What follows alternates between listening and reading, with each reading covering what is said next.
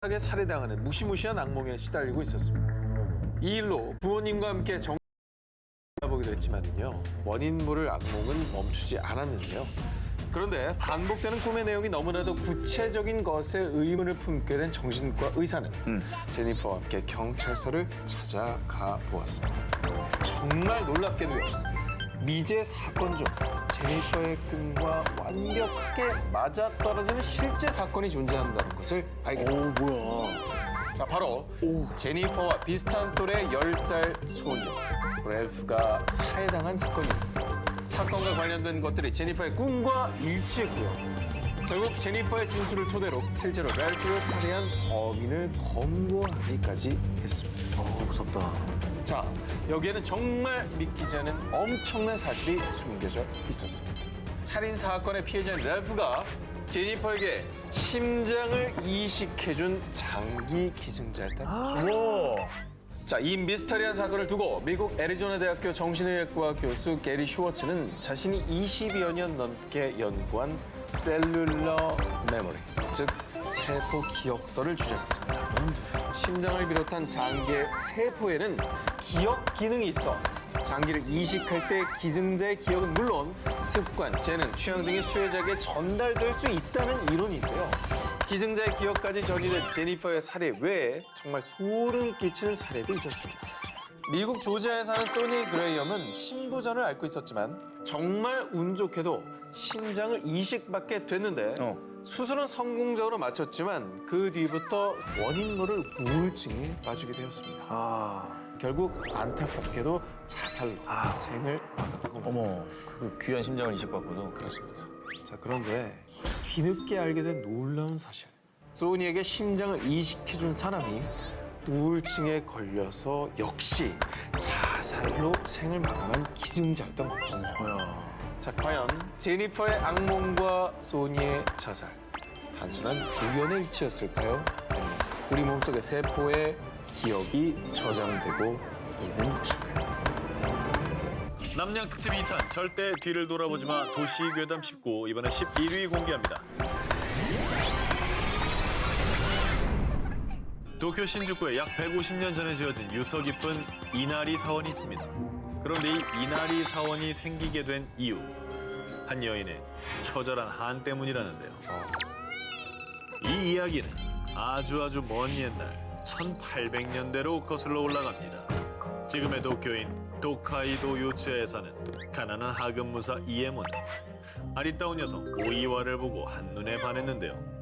하지만 오이와의 아버지가 극심한 반대를 하자 이에모는 무참히 살해, 그 뒤 아무것도 모르는 오이와를 속여 혼인까지 하게 되죠. 그런데 돈도 없어 죽겠는데 자꾸 아프다고 골골대고 이제. 에이. 남편 이에몬의 사랑은 곧 차디차게 식고 몸이 허약한 아내 오이와를 인생의 걸림돌로 여겼죠.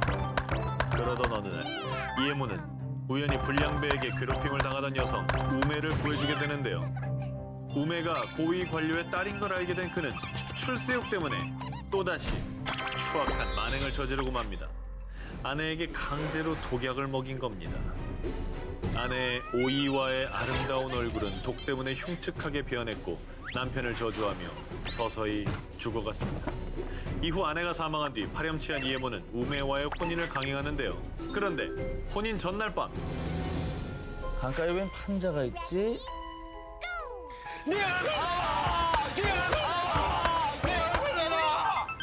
얘털 뽑혔어. 공포 특집이잖아. 진짜 뽑혔어. 와. 피 안 나나? 한 3개를 팍 뽑았어. 악귀가 된 아내 오이와가 남편에게 달려든 겁니다. 놀란 이에모는 혼비백산의 집으로 도망쳤죠. 그런데 이번엔 쥐떼들이 달려들었습니다. 그리고 천장에서 들린 목소리.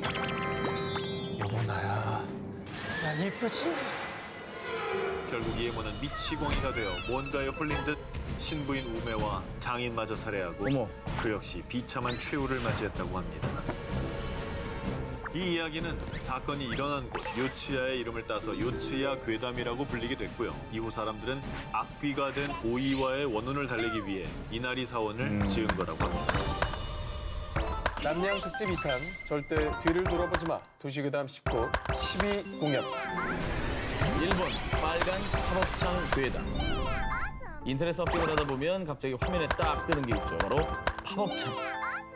그런데 우리 끄고 또 꺼도 꺼지지 않는 팝업창이 있다면 이런 거는 대부분 가끔쯤 이제 어둠의 경로 19금 사이트에 접속했을 때 를 나오죠. 찾을 때 발생하는 거 아닙니까? 그런데 말입니다. 일본에는 이 팝업창에 얽힌 한 괴담이 있다고 하는데 방과 후 친구와 집에 가던 A군은 친구 B군으로부터 묘한 이야기를 듣게 됩니다. 절대로 안 꺼지는 팝업창이 있는데 그걸 본 사람은 죽는데. 에이, 그런 게 어딨어. 친구의 이야기를 대수롭지 않게 여겼던 A군. 집으로 돌아가 평소처럼 컴퓨터를 하고 있었습니다. 그런데 갑자기 컴퓨터 화면에 뜬 정체불명의 팝업창. 새빨간 창에 당신은 좋아합니까? 라는 알 수 없는 내용의 문장이 적혀 있었는데요. 돌아? 이거 왜 안 꺼져? 더 이상한 건 아무리 닫기 버튼을 눌러도 팝업창이 사라지지 않는다는 것이었습니다. 바로 그때 A군의 눈앞에 펼쳐진 괴기한 현상. 화면 중앙에 가느다란 선이 생기고 글자가 삐뚤어지기 시작하더니 새로운 단어가 생겨났는데 당신은 붉은 방을 좋아합니까? 그리고는 팝업창이 저절로 꺼지고 나타나고를 반복하더니 갑자기 새빨간 화면 가득히 의문의 이름들이 나열됐습니다. 너무 무서워 컴퓨터를 끄려고 했지만 꺼지지도 않았는데요. 그때 등 뒤에서 느껴진 인기척. 뭐야, 누구야? 누구야? 한편 그 다음 날 친구 A군이 학교에 나오지 않아 B군이 친구의 집을 찾았는데요.